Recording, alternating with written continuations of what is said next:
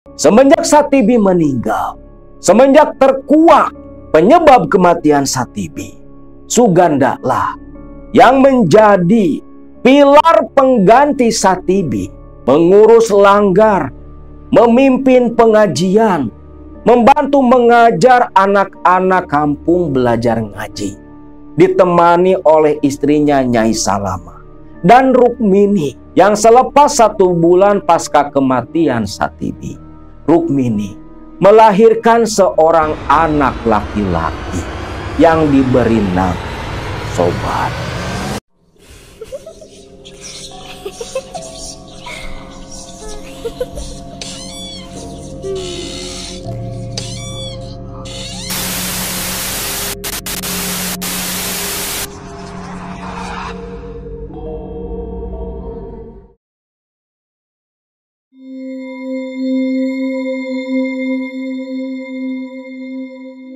Di video sebelumnya, Satibi akhirnya tumbang, dapat kiriman santet dari Darjo dan antek-anteknya. Tentunya kematian Satibi membuat para jamaahnya di kampung Karangnunggal begitu terpukul, bahkan bukan hanya manusia yang begitu merasa kehilangan. Ketika kematian Satibi, alam di sekitar desa Karangnunggal seolah ikut bersedih atas meninggalnya Satibi. Kematian Satibi yang dikarenakan terkena santet dari Darjo tentunya membuat Suganda, Rohman, dan kawan-kawannya begitu menyimpan dendam terhadap Darjo. Namun Rukmini mengingatkan mereka kalau apa yang terjadi kepada Satibi sudah merupakan takdir dan ketentuan dari Allah Subhanahu wa Ta'ala. Rukmini pun meminta Suganda untuk lebih fokus menjalankan wasiat dari Satibi, melanjutkan kembali perjuangan dakwah Satibi, mengurus langgar, membantu Rukmini mengajar anak-anak santri. Singkat cerita, beberapa tahun kemudian, Rukmini yang waktu dulu dalam kondisi mengandung sudah melahirkan seorang anak laki-laki yang bernama Rais Sobari. Waktu itu tepat usia Rais sekitar 10 tahun. Rais sehari-harinya belajar mengaji kepada sang ibu dan juga kepada Suganda selaku pengganti dari Satibi. Bahkan Rais sudah dianggap oleh Suganda seperti cucu kandungnya sendiri. Satu ketika, Rukmini yang memang selama bertahun-tahun, bahkan sewaktu Satibi masih ada, mereka bukan hanya mengajarkan ilmu-ilmu agama, tetapi juga membuka praktik pengobatan seperti bekam. Hanya saja bekam yang betul-betul tradisional, di mana alat yang digunakan untuk menyedot darah penyakit itu masih menggunakan tanduk kerbau. Banyak warga yang sakit tertolong dengan pengobatan metode bekam yang Rukmini praktikan, yang dia pelajari sewaktu di pondok pesantrennya Mama Tajwini.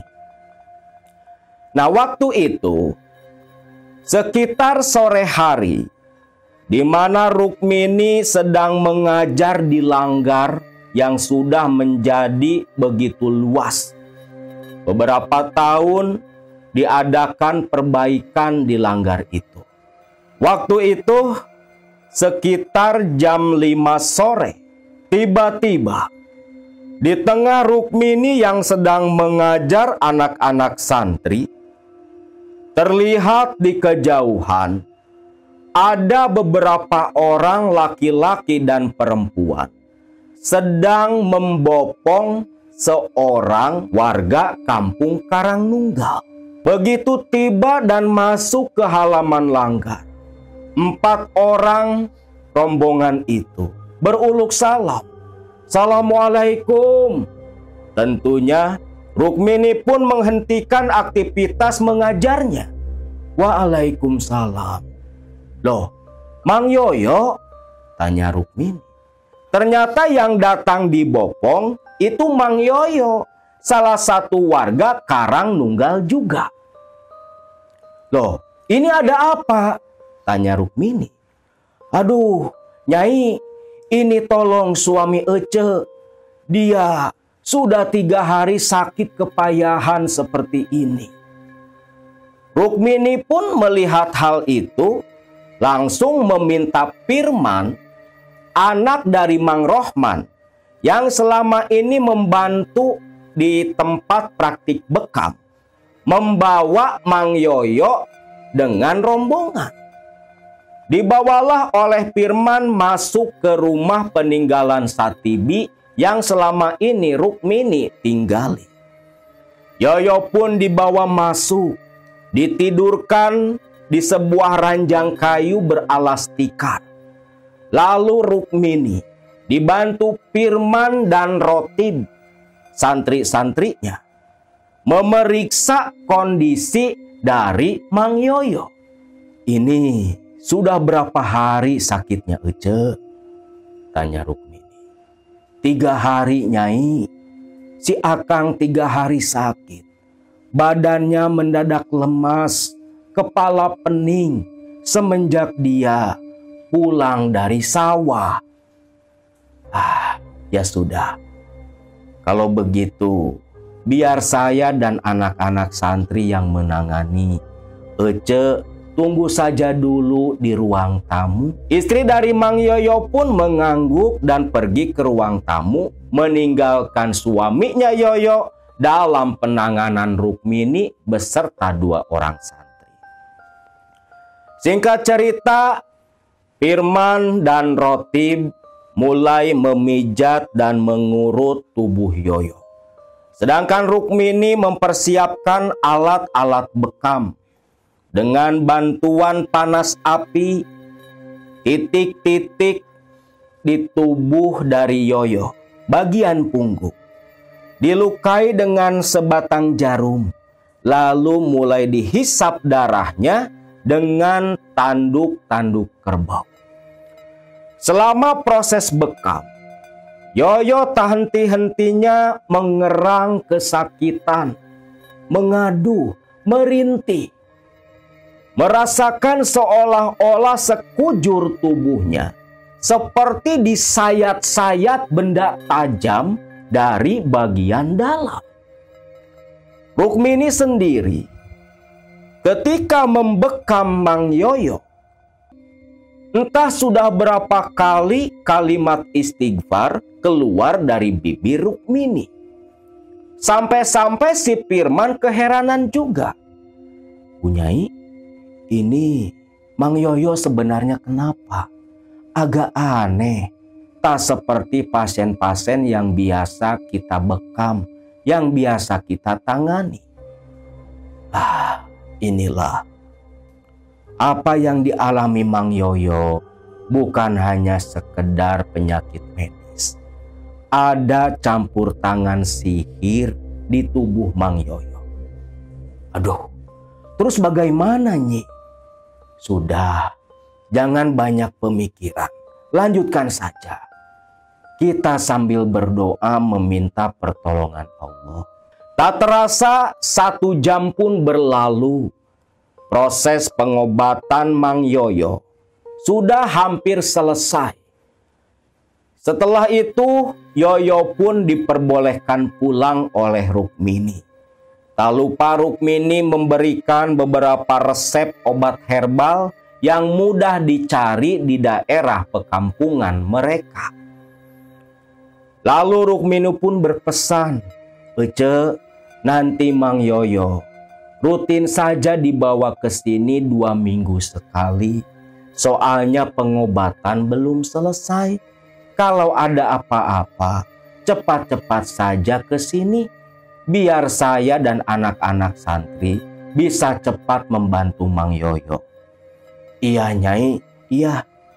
Saya terima kasih banget Nyai. Mudah-mudahan diobati sama Nyi Rukmini, suami Ece, bisa cepat sembuh. Rukmini pun hanya tersenyum. Lalu Yoyo pun dibawa kembali pulang oleh istri dan keluarganya. Singkat cerita, selepas kepulangan dari Mang Yoyo, Rukmini duduk terdiam. Pikirannya menerawang, seperti sedang memikirkan sesuatu yang belum bisa dia pecahkan. Di tengah Rukmini yang seperti itu, datanglah Nyai Salamah yang sudah tua renta. Loh, Nyai, dari tadi emak perhatikan, Nyai seperti banyak melamun. Ada apa? Si emak, ini mak, saya kepikiran sama si Mang Yoyo. Si Yoyo. Memangnya si Yoyo kenapa? Itulah mak, penyakitnya begitu aneh. Sewaktu saya membekam tubuh Mang Yoyo, seperti ada benda yang bergerak, berjalan sendiri di tulang punggung Mang Yoyo. Loh, aneh atuh Nyai.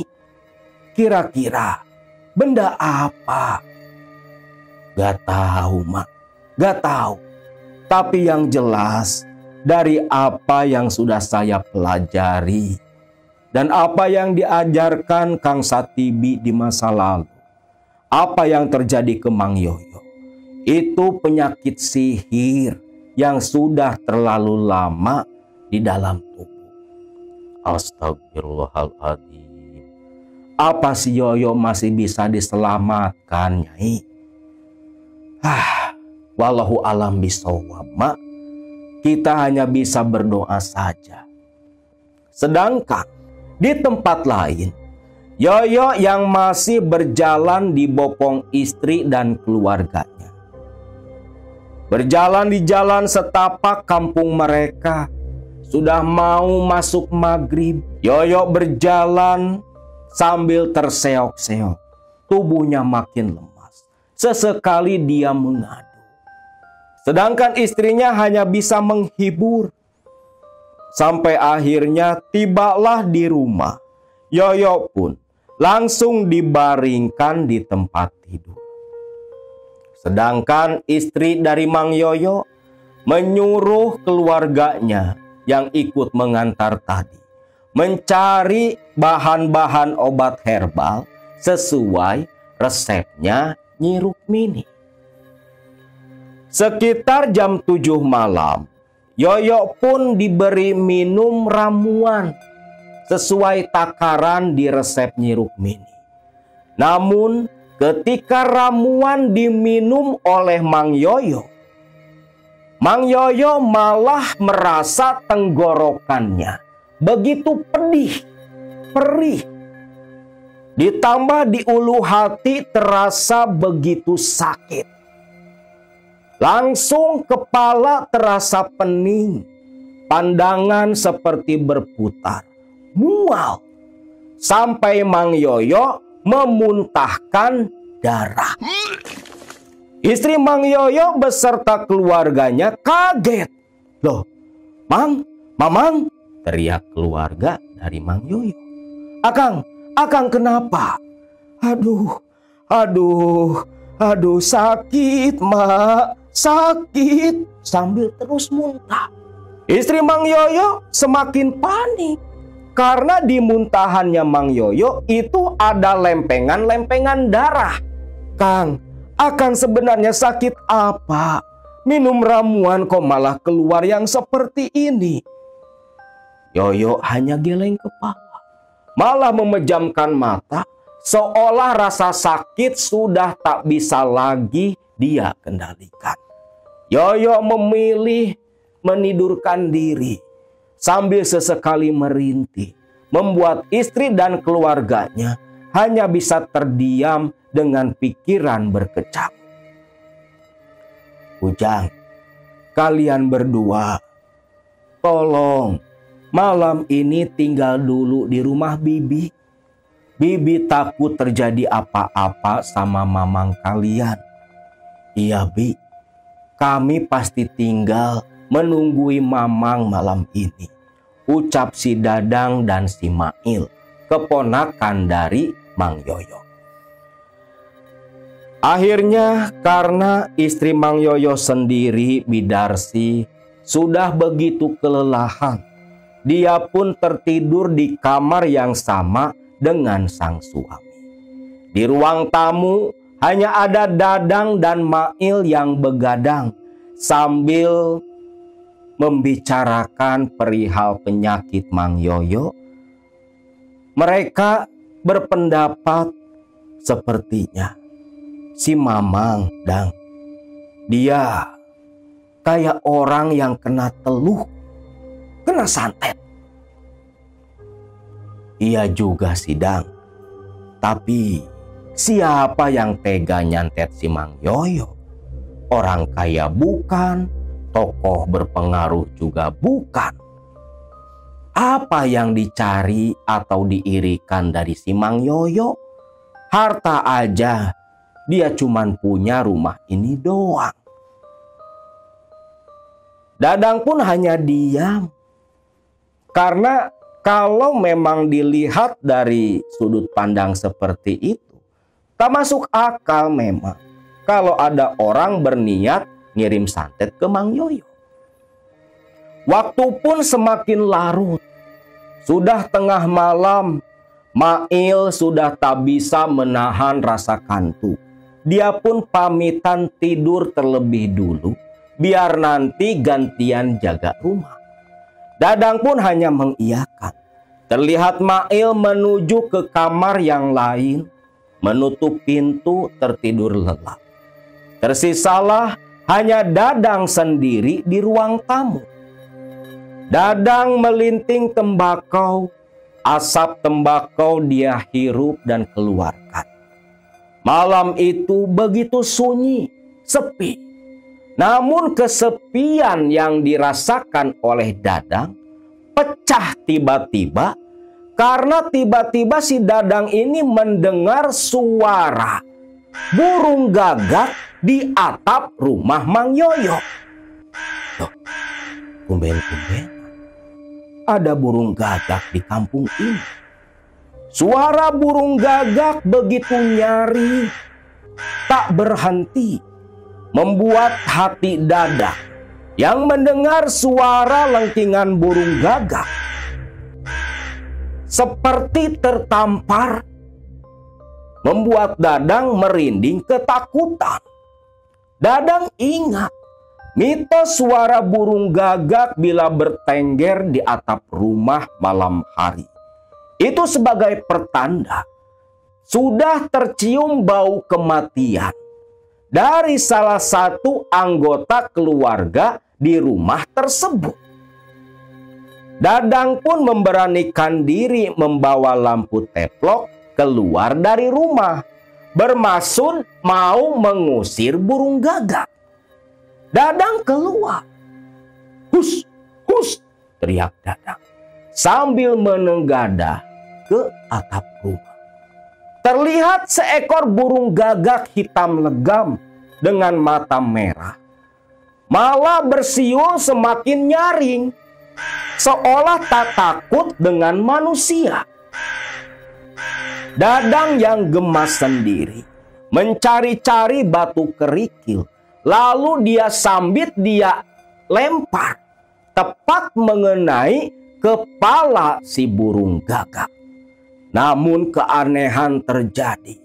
Ketika kepala burung gagak terkena sambitan kerikil dari Dadang, burung gagak itu jatuh menimbulkan suara yang begitu kencang ketika menimpa tanah. Suaranya amat nyaring, membuat Dadang sendiri begitu kaget. Sontak Dadang pun berlari ke samping rumah.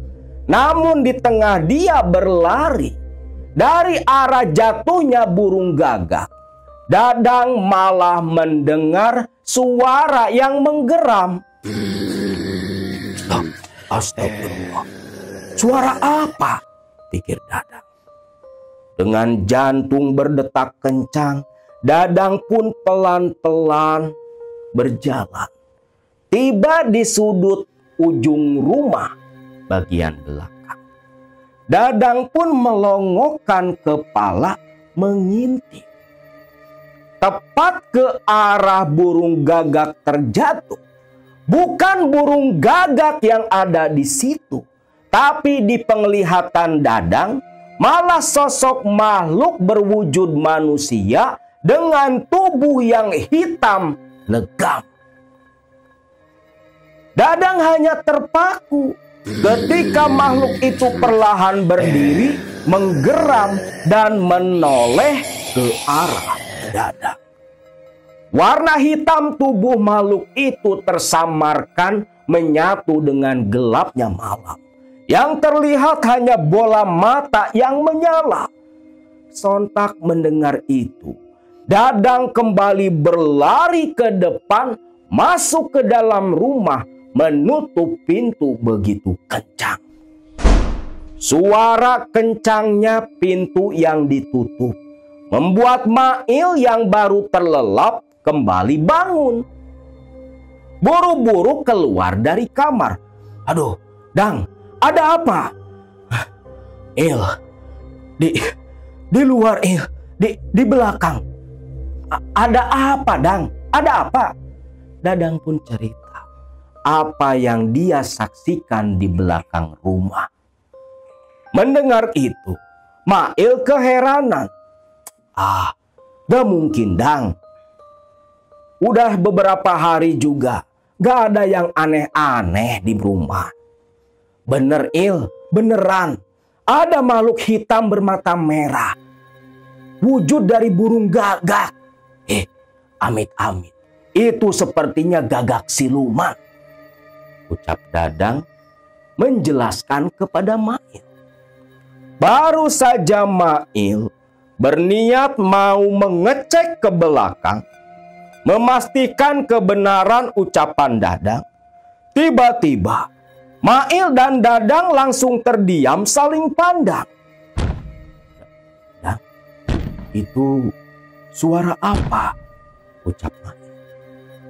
Karena tiba-tiba terdengar suara langkah kaki menginjak tanah begitu kencang.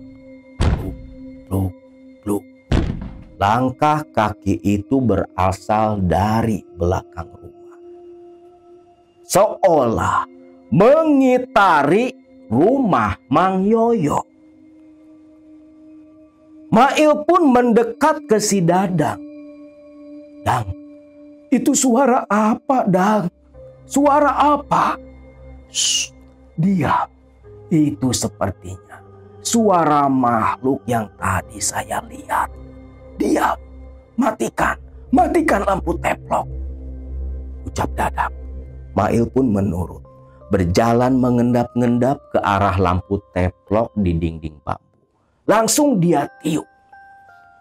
Di dalam rumah pun jadi gelap gulita. Jangan kencang-kencang, takut mengganggu si Bibi dan Mang Yoyo. Kita intip, kita lihat makhluk apa. Mail pun hanya mengikuti saja. Mengikuti di belakang Dadang mengendap-endap ke arah pintu depan yang sudah dikunci dari dalam. Lalu dari celah kusen pintu sebelah kanan, Dadang dan Mail mengintip ke arah luar. Suara langkah kaki terdengar akan melewati bagian halaman depan. Dadang dan Mail begitu tegang. Dan betul saja, tak lama ketika langkah kaki semakin terdengar jelas, Dadang dan Mail menyaksikan dengan mata mereka sendiri. Ada makhluk hitam legam berjalan dengan begitu lambat lewat di depan pintu. Dan terus berjalan memutari rumah Mang Yoyo. Selepas makhluk itu berjalan ke arah samping, Dadang dan Mail langsung berbalik jatuh terduduk di bawah pintu. Mereka hanya saling pandang dengan wajah ketakutan, tubuh menggigil. Seumur hidup baru pertama kali melihat makhluk yang begitu menyeramkan. Dan apakah itu yang disebut siluman? Iya, Il, gak salah lagi. Itu memang siluman. Tapi siluman dari mana yang datang mengganggu kediaman Mang Yoyo? Mereka semua bingung. Walaupun rasa takut lebih menguasai hati dan pikiran. Sedangkan makhluk itu terus-terus saja, seolah tak memperdulikan penghuni rumah. Makhluk itu terus berjalan mengitari rumah Mang Yoyo, baru berhenti ketika samar-samar terdengar adzan subuh dari langgar Suganda, peninggalan Sati. Selepas makhluk itu menghilang, barulah Dadang dan Mail menuju ke kamar Mang Yoyo. Bi, bangun, udah subuh. Bi, bangun, teriak Dadang sambil menggedor-gedor pintu. Tak lama Bidarsih pun terbangun dan bergegas membuka pintu kamar. Ada apa, Dang? Il, aduh, Bi, semalam ada yang aneh, Bi. Ada yang aneh. Loh, aneh apa? Dadang pun cerita kejadian yang mereka berdua alami semalam. Astagfirullah. Benar berarti perkiraan Bibi. Sesuai juga dengan kecurigaan Nyai Rukmini. Sepertinya ada yang mengirim teluh ke mamang kalian. Aduh, lantas gimana, Bi? Kasihan Mang Yoyo. Begini saja, nanti maghrib kalian jemput Kang Jahro. Kang Jahro?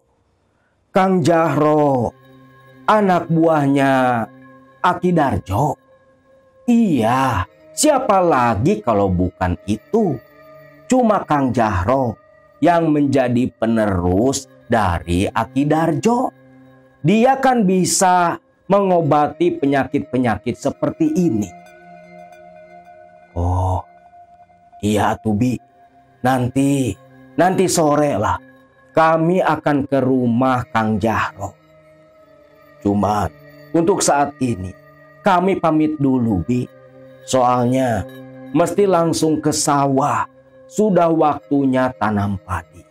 Akhirnya Bidarsih pun hanya bisa merelakan kedua ponakannya pamitan pulang. Dan berpesan agar jangan lupa maghrib nanti membawa Jahro ke rumah mereka. Dadang dan Mail pun langsung pulang. Sedangkan Bidarsih langsung menuju ke dapur menanak air untuk mandinya Mang Yoyo, suami Bidarsih. Nah, beberapa tahun itu memang Ki Darjo sudah tua renta, badannya sudah begitu payah, sering sakit-sakitan. Sedangkan kegiatan di Keramat Batu Tapak itu diserahkan dan dilanjutkan oleh Jahro, orang kepercayaan dari Ki Darjo. Singkat cerita, sore harinya sekitar jam 5 sore, Dadang dan Mail sedang berjalan di jalanan kampung. Yang dituju adalah kediaman Kang Jahro. Namun ketika sampai di rumah Kang Jahro, aduh Ujang, Kang Jahronya nggak ada di rumah, ucap istrinya Jahro. Alah, lantas di mana Kang Jahro, Cek? Kang Jahro tadi sore pamitan mau ke rumahnya Ki Darjo. Kalian susul saja ke sana, mumpung belum malam. Karena katanya malam harinya Kang Jahro mau mengantar tamu ke Keramat Batu Tapak. Oh, ya sudah atuh Cek, kami pamit mau ke rumahnya Aki Darjo, ucap Dadang. Dadang dan Mail pun langsung bergegas menuju ke rumahnya Ki Darjo. Dan begitu sampai di sana, terlihat Kang Jahro turun dari rumah panggung Ki Darjo. Kang. Sontak Jahro pun menoleh. Loh, kalian ada apa? Kang, aduh, untung saja Akang belum ke bukit. Itu loh Kang, Akang diminta sama Bidarsi untuk menengok Mang Yoyo. Loh, Akang juga mau ke sana, mau nengokin Mang Yoyo, disuruh sama Aki Darjo. Loh, Akang tahu dari mana kalau Mang Yoyo sakit? Ya Akang pasti tahu. Aki Kuncung Putih memberikan wangsit, nyuruh Akang mengobati Mang Yoyo. Dadang dan Mail keheranan, kok bisa ada hal seperti itu? Sudah, jangan terlalu kalian berdua pikirkan. Ayo, sekarang kita sama-sama ke rumah Mang Yoyo. Mereka bertiga pun akhirnya kembali menuju ke rumah Mang Yoyo. Sepanjang perjalanan, Dadang tak henti-hentinya bertanya dan begitu tertarik dengan apa yang diucapkan oleh Jahro. Jadi sepanjang jalan, Jahro ini menerangkan kedua pemuda ini tentang kesaktian dan kehebatannya Kiai Kuncung Putih. Loh, memang sesakti itu ya Kang, Kiai Kuncung Putih? Ya buktinya, semalam Akang dapat wangsit disuruh ngobatin Mang Yoyo. Kalau nggak sakti ya mana mungkin Kiai Kuncung Putih tahu kalau Mang Yoyo sedang sakit aneh. Kiai Kuncung Putih tahu apapun yang terjadi di kampung kita, karena dia itu leluhur sekaligus penjaga Kampung Karangnunggal, Desa Pasir Kirisik. Oh, baru tahu kita Kang, ucap Dadang dan Mail. Ya sudah, kita buru-buru saja ke rumah Mang Yoyo. Singkat cerita, maghrib sudah lewat. Di rumah Mang Yoyo, Bidarsi hanya jalan mundar-mandir, begitu cemas dan khawatir. Karena Mang Yoyo sedari tadi hanya terus merintih kesakitan, tak hentinya hanya gulang-guling di dalam kamar. Sedangkan di perjalanan, si Jahro berbalik ke arah Dadang dan Mail. Hei, Akang pergi terlebih dulu, susul Akang, ucap Jahro. Yang dimana seketika di pandangan Mail dan si Dadang, Jahro itu berjalan begitu cepat. Sekejap saja sudah ada di ujung pengkolan. Waduh, hebat Kang Jahro ya. Cepat banget jalannya. Dang, dengar-dengar dari orang-orang, Kang Jahro itu kan murid kepercayaannya Ki Darjo. Sepertinya dia sudah mewarisi ilmu-ilmu Ki Darjo. Itu kalau nggak salah yang disebut ilmu lascok. Rasclok? Apa itu rasclok? Tanya si Dadang. Ya ilmu jalan cepat lah, kayak ilmu melipat jagat, ucap Mail sok tahu meyakinkan ke si Dadang. Dadang yang awam hanya mengangguk saja. Nah, Sedangkan di rumah Mang Yoyo, Bidarsi yang masih mondar-mondir langsung terkejut karena pintu diketuk. Loh, iya sebentar, ucap Bidarsi. Ketika pintu dibuka, loh, Kang Jahro. Iya, Bi. Mana? Si Mamang di mana? Di kamar. Dadang sama Mail di mana? Si Dadang sama si Mail masih di belakang menyusul. Oh, ya sudah, tolong atuh Kang. Kasihan Kang Yoyo, ucap Bidarsi memohon. Jahro pun bergegas masuk ke dalam rumah. Sedangkan Dadang dan Mail yang masih di perjalanan setengah berlari ingin sampai ke rumahnya Mang Yoyo. Ketika Dadang dan Mail berlarian, hampir sekitar 100 meter lagi ke arah rumah Mang Yoyo, tiba-tiba Mail menghentikan langkah kakinya. Dang, berhenti Dang. Coba, tengok. Itu siapa Dang? Ucap Mail. Mana? Itu. Di depan rumah Mang Yoyo. Dadang pun melihat ke arah yang ditunjukkan sama Mail. Loh, itu siapa? Mereka berdua melihat ada perempuan mengenakan kain samping panjang, kebaya, dan mengenakan kain cindung penutup kepala, seperti yang sedang menabur-naburkan sesuatu di depan rumah Mang Yoyo. Yuk, kita samperin, ucap Dadang. Dadang dan Mail pun kembali berjalan. Terlihat si perempuan selesai menabur-naburkan sesuatu dan berjalan keluar dari halaman Mang Yoyo. Ketika Mail dan Dadang semakin dekat, loh, itu kan Nyai Rukmini. Iya Dang, itu Nyai Rukmini. Yuk samperin. Disamperin tuh sama mereka berdua. Kebetulan Nyai Rukmini berjalan menunduk, akhirnya beradu hadap dengan Dadang dan Mail. Nyai, terlihat sosok Nyai Rukmini ini kaget. Nyai, habis ngapain? Tanya Dadang. Sedangkan sosok Nyai Rukmini hanya terdiam, malah memalingkan wajah dan berjalan menjauh setengah lari, menjauhi Dadang dan Mail. Loh, kenapa Nyai Rukmini malah lari? Dadang dan Mail pun membalikkan kepala melihat ke halaman. Apa yang ditaburin sama Nyai Rukmini ya? Mail menoleh kembali ke arah Nyai Rukmini tadi. Loh, Dang, mana Nyai Rukmini? Loh, Dadang pun kaget. Sepersekian detik, mereka berdua menoleh ke arah Nyai Rukmini. Itu sudah menghilang. Logikanya nggak mungkin karena jalan itu lurus.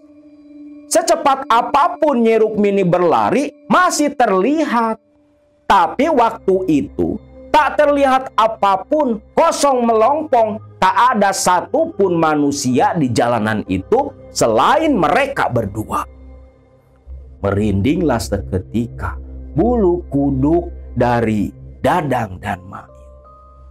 Dadang dan Mail pun lantas masuk ke halaman. Kaget dia melihat ke permukaan tanah halaman Mang Yoyo. Ternyata yang ditabur di situ adalah kembang kenanga, kembang ros, dan kembang melati. Dang, ini apa, Dang? Dikorek-korek tuh sama si Mail. Apa ya, Il? Apa maksudnya Nyai Rukmini nebar-nebar kembang? Itu seperti tanah merah ya, Il? Iya, Dang, tanah merah. Bau, Dang. Coba cium, ucap Mail. Diambillah tuh sejumput tanah merah.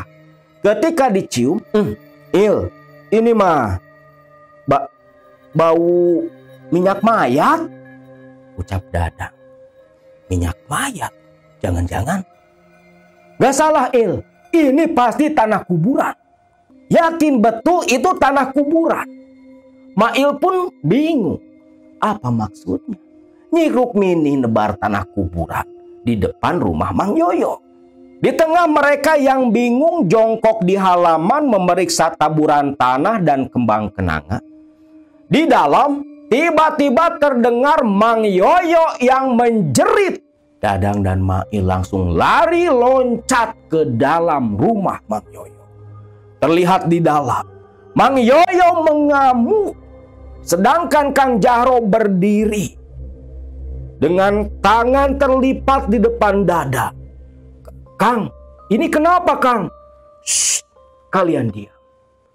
Jin yang mengganggu mamang kalian merasuk ke tubuh Mang Yoyo. Kalian perhatikan saja, ucap si Jahro. Sedangkan Bidarsi hanya meringkuk ketakutan di sudut kamar, didekati sama Dadang dan Mail.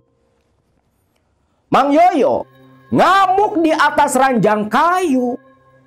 Matanya mendelik, melotot, dan menggeram-geram ke arah orang-orang di dalam kamar. Dadang dan Mail pun betul-betul ketakutan. Kang, ini bagaimana Kang? Diam saja. Biarkan dia kelelahan. Tubuhnya sudah akan kunci, ucap Jahro. Tak lama, makhluk yang merasuk ke tubuh Mang Yoyo mulai diam, hanya melotot dengan mata tajam, melihat ke arah orang-orang dan terus memperhatikan seisi kamar. Lalu, dengan wajah yang begitu marah, menggeram ke arah Jahro. Jahro pun mendekat. Dadang dan Mail hanya memperhatikan sambil menenangkan bibinya. Setelah tepat di depan sosok Mang Yoyo, Jahro bertanya, kamu siapa? Siapa yang menyuruhmu? Aing titahan si Rukmini. Aing titahan si Rukmini. Dendam ka ieu jelema anu baheula geus milu ngeganggu mantan almarhum salakina, ucap makhluk yang merasuk di tubuh Mang Yoyo. Sontak Dadang, Mail, dan Bidarsi terbelalak karena makhluk itu mengaku utusannya Nyai Rukmini. Jahro pun menunjukkan raut wajah yang sama kagetnya. Dia kembali bertanya, jangan kau tebar fitnah. Katakan, siapa yang mengutusmu menyakiti Mang Yoyo? Makhluk itu tetap menjawab kalau dia utusannya Nyai Rukmini. Sontak Bidarsi beristighfar. Dadang dan Mail malah geram, penuh amarah. Lalu Jahro pun mendekat, meletakkan telapak tangan di kepala dari Mang Yoyo. Makhluk itu menggeram seperti yang kesakitan. Assalamualaikum. Salam ka Eyang Kuncung Putih. Ku kawasana Eyang Kuncung Putih. Ancur lebur ieu makhluk nu ngaganggu, nganyeri, mere panyakit karena awak Mang Yoyo, ucap Jahro. Makhluk itu pun menjerit-jerit kesakitan. Tubuh Mang Yoyo yang dikendalikan sosok yang merasukinya menggelepar-gelepar sampai akhirnya tubuh Mang Yoyo pun terdiam. Geraman makhluk tak terdengar. Mang Yoyo jatuh pingsan. Hatur nuhun Eyang Kuncung Putih, ucap Jahro. Lalu Jahro menoleh ke Bidarsi, Dadang, dan Mail. Tolong ambilkan air putih. Iya Kang, ucap Dadang. Dadang buru-buru ke dapur ngambil air putih. Dia berikan ke Jahro. Lalu Jahro membaca-baca mantra. Air pun dicipratkan ke sekujur tubuh Mang Yoyo. Lalu tak lama kemudian Mang Yoyo membuka mata, menengok ke arah Jahro. Bidarsi istrinya yang menangis sambil memegangi tangan Mang Yoyo. Mail dan Dadang yang tersenyum. Lalu Bidarsi pun bertanya, Akang gak apa-apa. Yoyo yang lemas hanya menganggukkan kepala. Lalu Bidarsi bertanya kembali ke Jahro, Kang Jahro, apa betul yang tadi merasuk ke tubuh Kang Yoyo itu jin kiriman dari Nyi Rukmini? Kalian semua tadi mendengar apa yang diucapkan oleh si jin yang merasuk ke tubuh Mang Yoyo. Bi, saya berani jamin, Bi, teriak lantang Dadang dan Mail. Loh, maksud kalian? Kalian jangan sembarangan, hardik Jahro. Kang, saya dan si Mail melihat sendiri, Kang. Tadi waktu kita berdua mau ke rumah, kita ngelihat Nyai Rukmini nebar-nebar sesuatu di depan rumah, Kang. Kalau Akang dan Bibi nggak percaya, ayo kita keluar, kita buktikan, ucap si Dadang dan Mail. Sontak Jahro dan Bidarsi terkejut. Lalu sama-samalah mereka semua ini keluar meninggalkan Mang Yoyo yang masih lemas di pembaringan.